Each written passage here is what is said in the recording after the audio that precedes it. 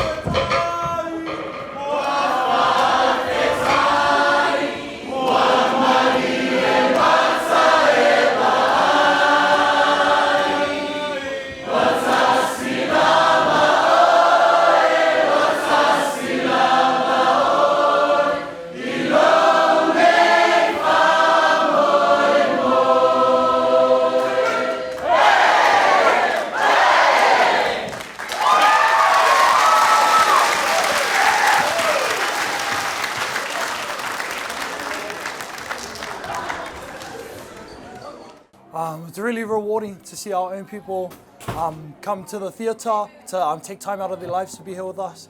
I think it's important for us to acknowledge our own stories and own them.